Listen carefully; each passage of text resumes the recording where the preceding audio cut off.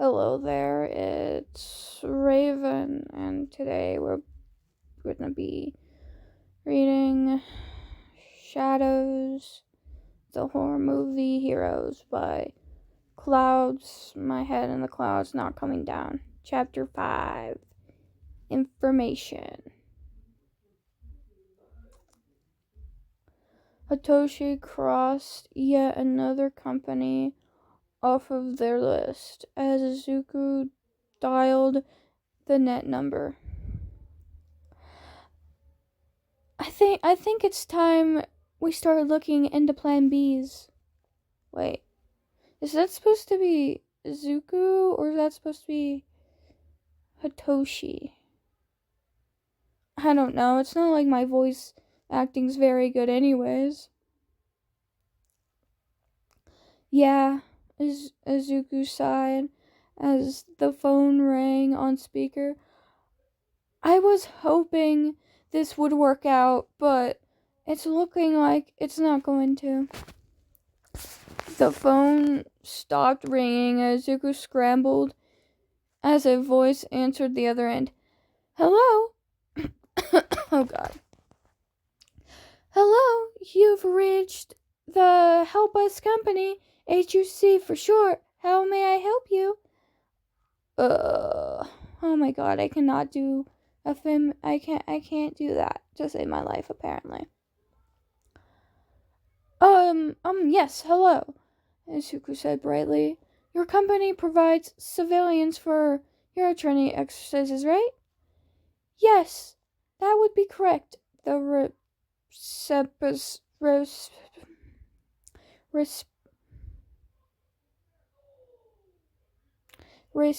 I give up.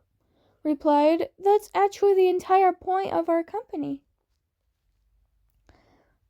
And do you ever provide other services? Shinso asked, like villains for things like that. Not normally, the receptionist hummed. The Hero Commission normally prefers to have heroes fulfill those roles when possible. May I know why you're asking? You seem young to be hiring our services. Yeah, a little. Yeah, a little, Izuku grimaced. We're looking more along the lines for employment opportunities. We're gonna be trying for hero schools next year, Shinso clarified. So we're hoping to volunteer as villains to get some actual combat experience. That would give you the edge, but unfortunately, like I said, we don't provide services, and even if we did, the age limit is at least 16 for our employees. There's a possibility. Is it alright if I put you on hold real quick? Yeah, sure. Izuku frowned and turned to Shinso as jazzy hold music filled the room. Well, that's promising. Shinso shrugged. More than the other places that just politely laughed in our faces. Izuku nodded in agreement and was about to say something else when the whole music suddenly cut out. All right. Are you still there? Yeah, we are, Shinso said. What do you have for us? Well, it's not a guarantee, but our company has been contracted to be the civilians for an upcoming training exercise. I believe they're looking for villains as well, the receptionist said. However, they might also have an age requirement, just like we do. That's... Izuku hurried to reach the notebook that Shinso was practically shoving in his hands. That's better than nothing. Do you know where we could find out more? I could give you the link. I'm glad to see you two are taking the initiative. That will really help when you're heroes. Izuku's jaw dropped and looked at Shinso, who he could tell was having the exact same thought process. When they were heroes, not if they were going to be heroes. After a moment too long, he shook his head. Yes, please, thank you so much. I can't do Recovery Girl. Oh my god. This is your own damn fault, All Might. Recovery Girl complained. Seriously, what were you thinking? Cornering a young lady like that. Honestly, I almost wish she had done more than just blind you, because maybe then you would actually learn your lesson. Yeah, no, I can't do old people voices, especially not hers, because hers is like gravelly and shit. I don't know.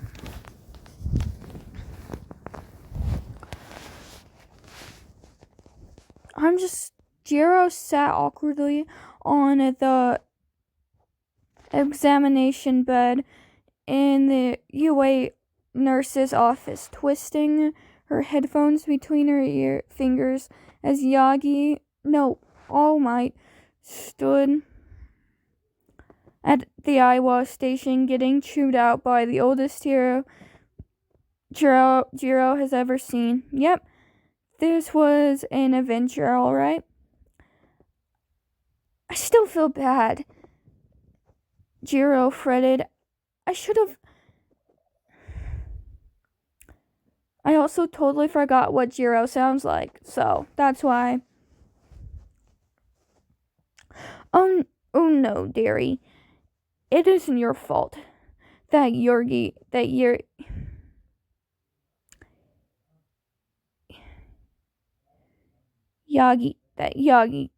killed all his brain cells years ago. Recovery Girl reassured her. You have absolutely nothing to be sorry for. All Might here was just acting like a creep, and you responded accordingly. As far as I'm concerned, you were more of a hero in the situation than he was. I'll make myself clear. Jiro blinked in shock for a moment and found herself smiling. Yes, ma'am. It's not my fault that All Might is an idiot. All Might I don't know. As Recovery Girl laughed proudly. Oh, like this one? You chose yourself a good successor. Oh, I like this one. You chose yourself a good successor, All Might. I'm almost tempted to say you might actually have some sense. Jiro frowned. What did she mean, successor? And earlier, right after she sprayed him. Oh, God. All Might had said she was strong enough for his quirk, whatever that meant. At the time, Jiro had just been a little too preoccupied with not actually killing the number one hero to worry too much about it. But after things had calmed down a bit,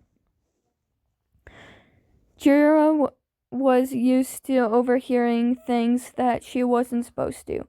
Overhearing people's secrets was the worst part about having a hearing quirk, but it was something she had to get used to. So Jiro had just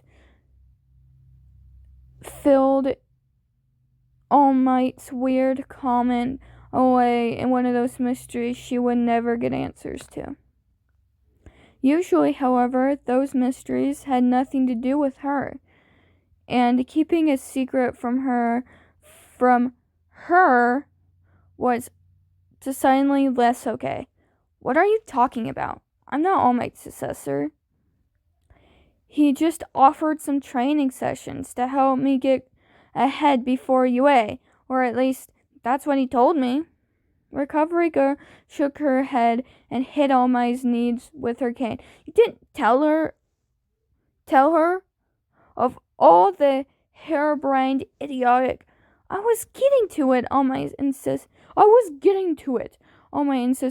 If you hadn't noticed, the original meeting was interrupted. Jiro put her foot down. What are you two talking about? If you're going to argue and not actually tell me, then I'm leaving, and I'm not going to waste my time sticking around with people who aren't even willing to be honest with me. Recovery Girl glared at All Might, who looked as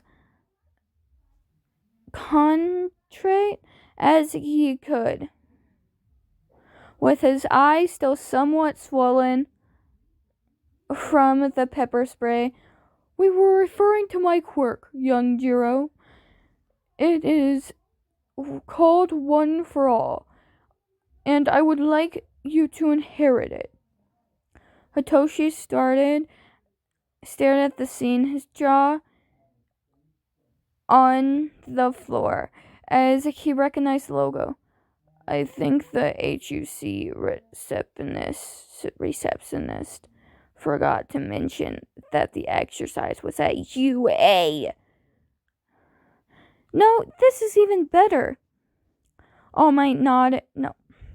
Midoriya nodded like he was trying to reassure himself. This way we can show our skills and abilities even before the entrance exam and to make a more memorable first impression. We just need to be such good villains that they realize they need us on their side. This'll work. Hitoshi raised one eyebrow skeptically. You're basically planning on scaring UA into thinking we'll become villains if we don't become heroes. Well, Midoriya smiled sheepishly. We are trying to inherit fear. Is there an age limit? Hitoshi leaned over and read some of the text.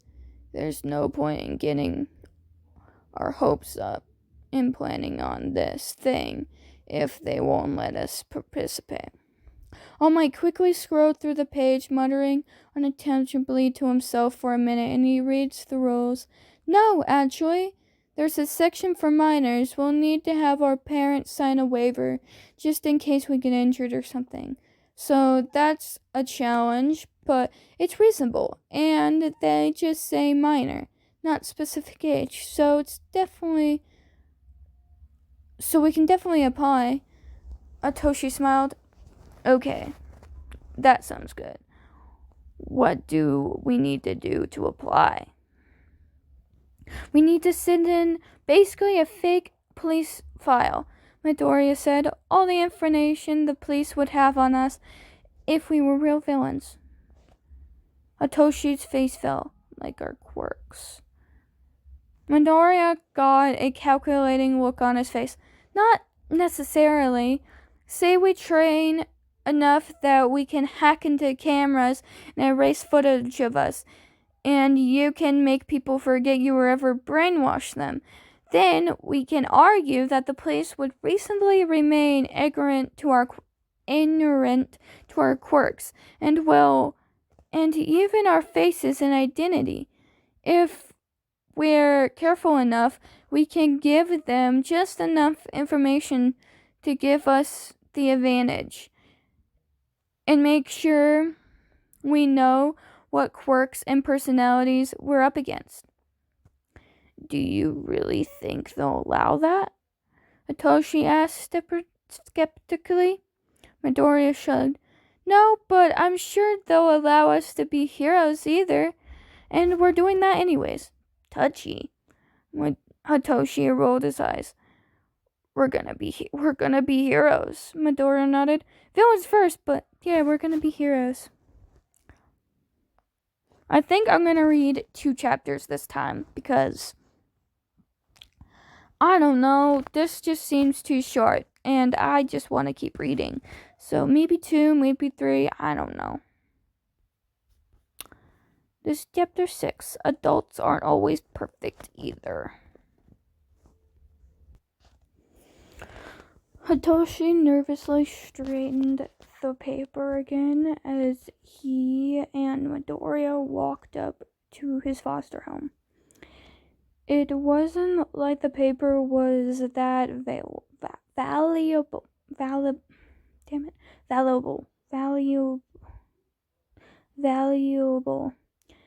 They'd just used the printer at the library to make a few copies of the permission waiver for the UA training exercise. So printing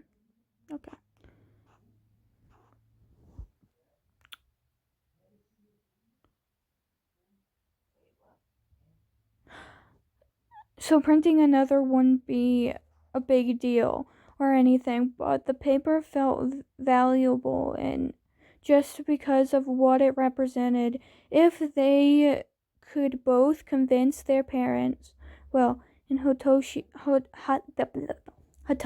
case, his guardians, to approve it, then they'd not only be able to practice all the strategies they were learning, but see how they matched up in a real fight against UA students.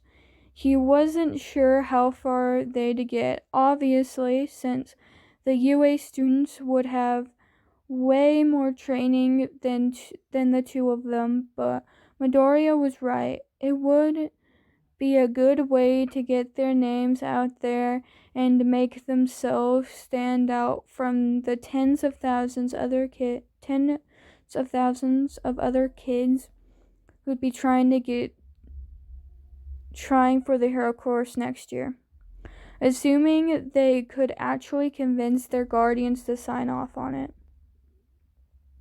He held open the door for Midoriya and waited for him to take his shoes off before leading him back to the kitchen. His foster parents should be home now, and even though they'd be tired from work, there probably wasn't a better time to have this conversation.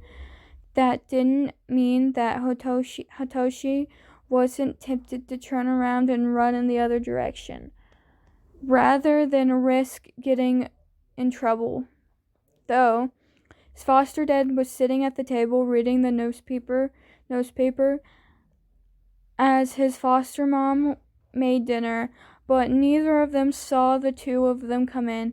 Hitoshi scruffed his foot with his heel, making just enough non-vocal noise to get his foster dad to look up from his paper. Hitoshi's stomach sank as he did a double take between Hitoshi and Midoriya before his face hardened into a clearly displeased expression. Hitoshi, you didn't tell us you'd be bringing a friend over. Oh, sorry, Midoriya had an innocently guilty expression on his face. I kinda insisted to come over for at least a minute, and I was totally talking Shinto's ear off, so he didn't really have time to text you, or, right, you're probably wondering, my name is Izuku Midoriya. You two must be Shinto's parents. Foster dad frowned, but looked a lot less angry than before, which made Hitoshi relax slightly. Having Midoriya take the blame for his last-minute visit seemed like it had been a good plan, even though the truth was that they'd planned it. But his foster parents didn't really like him talking to them at all, even though he already tried telling them his quirk didn't work over text. Midoriya, however, was just energetic enough that they'd both decided he might be able to pass it off as an accident. So, you go to school with Hitoshi? Foster mom asked. No, we met one day after school, Izuku replied brightly. The kids at my own school don't really like me. Hitoshi caught the gleam of satisfaction in Midoriya's eyes as his foster mom frowned in pity. Oh, I'm sorry to hear that. Midoriya shrugged, but didn't respond. To have the greatest chance of success, they needed to fit themselves into the narrative his foster parents already believed, namely that Adoshi was dangerous, and that no one would willingly be friends with him. They would be more likely to believe that Midoriya was just hanging out with him because he lacked better options, and it was safer than them thinking that Hitoshi had somehow manipulating, or worse, brainwashing him into being friends. Hence, the careful reluctance, which seemed to be working perfectly. So, Midoriya, foster dad closed his newspaper.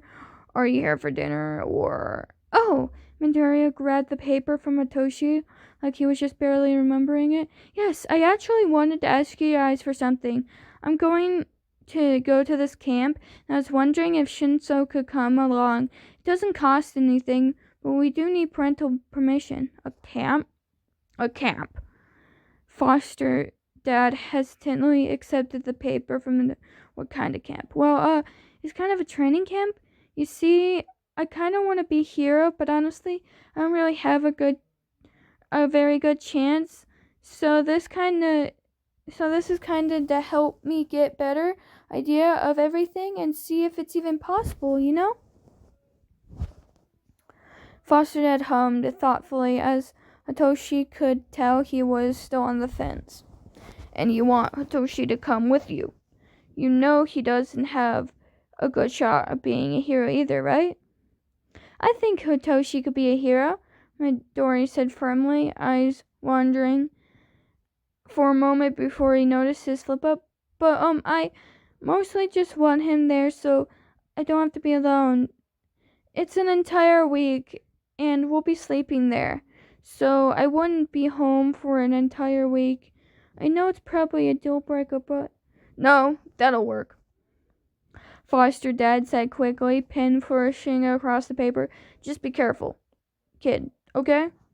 Toshi fought back a smile as Hugo grinned triumphantly. Don't worry, I will be. Jiro blew a strand of hair out of her face, only for it to fall right back in front of her eyes. She would have just used her hand to brush it back, but both her hands were kind of busy at the moment, lunging around a broken microwave. She never really been the strongest girl out there. So, less than a week of All Might's crazy clean the beach routine, her arms already felt like they were about to fall off. She was sure that the extra muscle would be useful and would really help her out in the hero course, but at the same time, the whole training program seemed just illogical. It wasn't that she was complaining, okay? Well, maybe she kinda was, but anybody would be complaining if they were asked to clean an entire polluted beach by themselves. Like, she saw the appeal of building muscle, and All Might had insisted that without enough muscle mass, his quirk would blow her arms off. But there were still some things that just weren't adding up. First of all, she wasn't even sure she wanted one for all. Sure, All Might and Recovery Girl both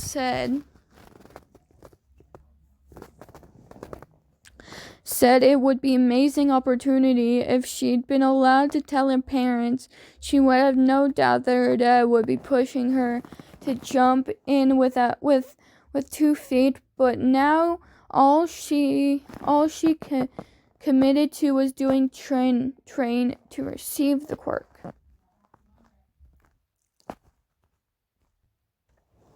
So far, that means a lot of muscle training, which again didn't make the whole lot of sense. All Might focus doing strength focus on strength, obviously. Anyone who had ever seen All Might fight could see that much, but at the same time, Jiro just couldn't bring herself to believe that all there was to it. Quirks weren't that simple. Take her own quirk, for example. Sure, it enhanced her hearing, but it also allowed her to project her heartbeat, not to mention the fact that it had a mutation element to it. So, well, it didn't fall into any category because her quirk wasn't one trick pony, and she was pretty sure that that was true for most quirks. One for All shouldn't be any different. She dumped the microwave in the truck they were using and stretched out her arms as she walked back to get another piece of garbage. All Might was a strong hero, but his go-to solution was always to punch things, which meant that for him the solution was always to have bigger muscles than his opponent and force his way to victory by sheer strength and force of will. But, well, as much as Jiro hated criticizing All Might, that didn't always work. When she was singing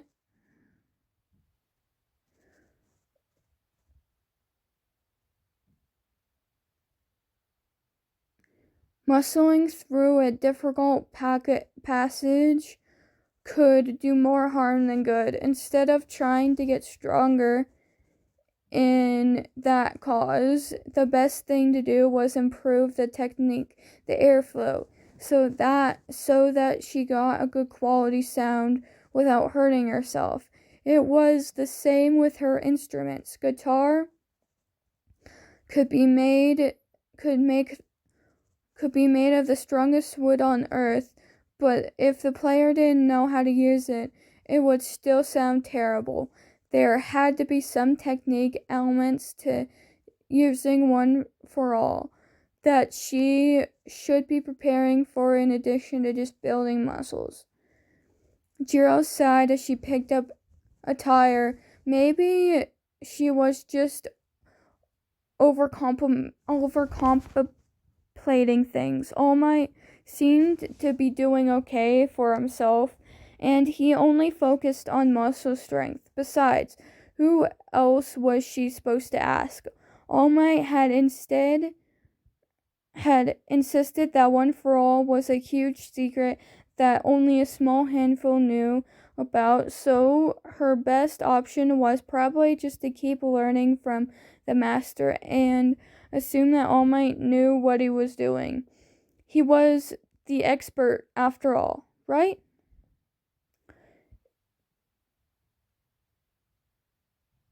No to ta suka chi suka yuchi suka yu that chi. I'm not sure how you say that.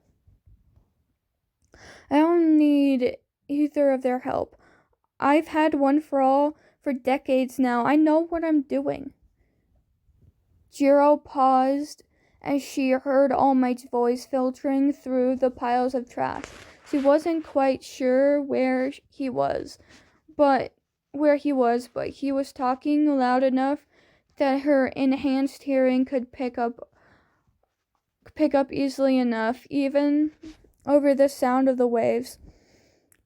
Whoever he was talking to obviously knew about One for All, but All Might had never told her about anyone named Sukachu.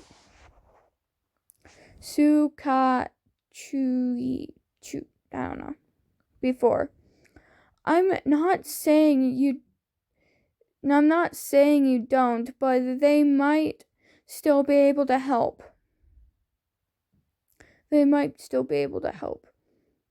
I'm just gonna give up on that name. You know who I'm talking about. It's the old guy that teached All Might, I'm pretty sure. Old guy that teached All Might. Voice was distorted in a way that meant that he was on a phone call, and Yeaaaaa was tempted to walk away so she wouldn't overhear. But if All Might was going to be giving her his quirk, he didn't have any right to keep secrets about it. I mean, Nana got it.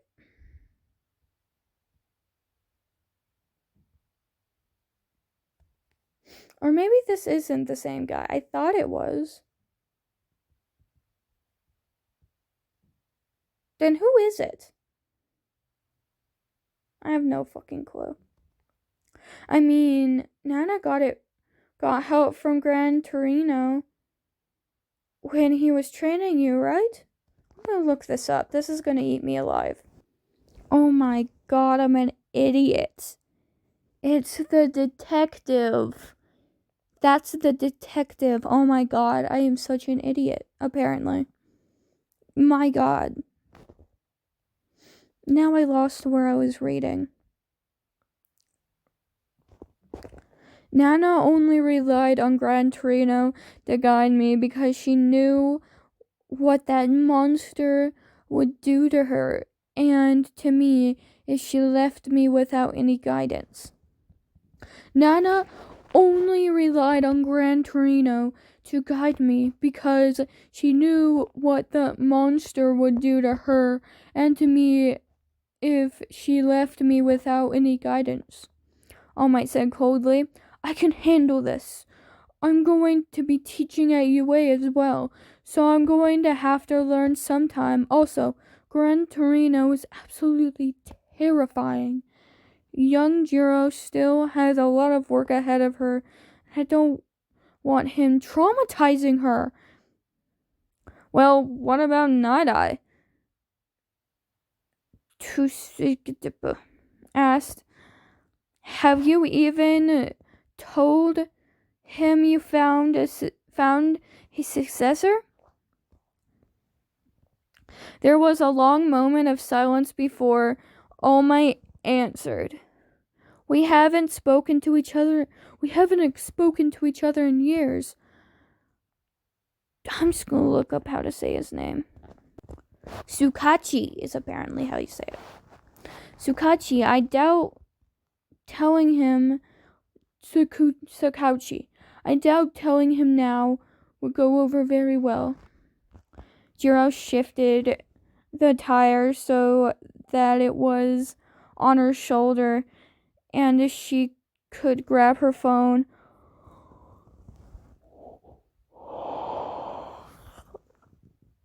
With her other hand, sending herself a message with the names All Might and the Sukachi Jude had mentioned. Maybe there were other people she could ask for advice. Never hurt for new perspective, right? Unlike Hitoshi's foster parents, Izuku's mom actually read the whole permission slip before looking up at him weirdly. This says you might get hurt, baby. Are you sure you want to do this? It's the best way to figure out if being a hero... It's the best way to figure out what being a hero really is, Zuko insisted, grateful for Hitoshi's presence at his side during this conversation. I know it looks really cool on TV, and every little kid,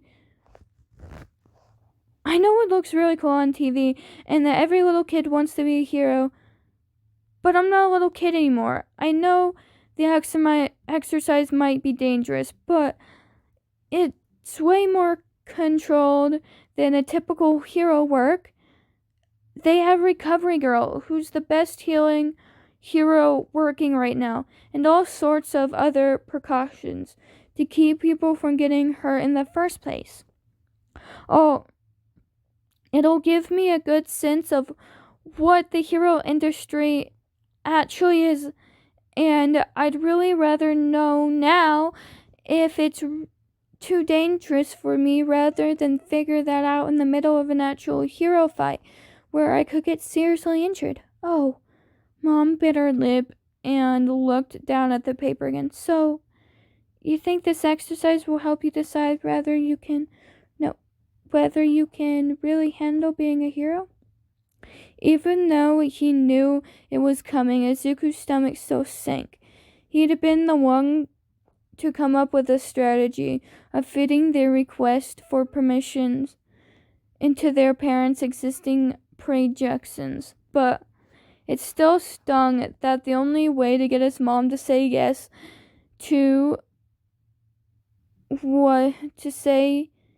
was to let her believe that this was the final push he needed to give up on his dream. He swallowed a nausea and forced himself to smile. Yeah, that's basically the point of the exercise. Mom nodded and chose to Hitoshi. And you're going to be with him? Hitoshi nodded.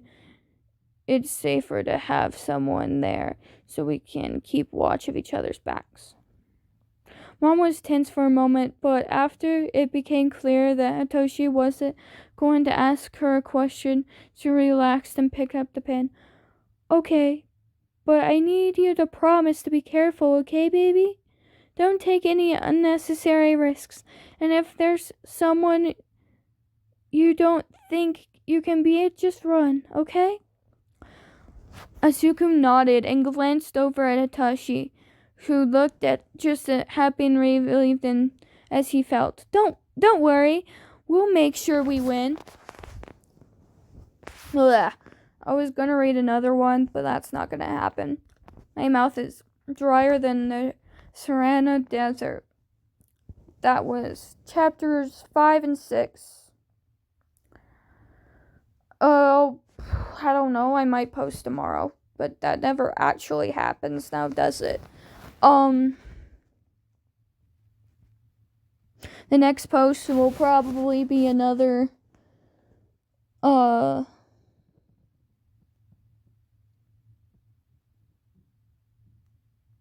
God, what is it called? The other one, the other fic that I'm doing. Probably. Anyways, that's Raven. Goodbye.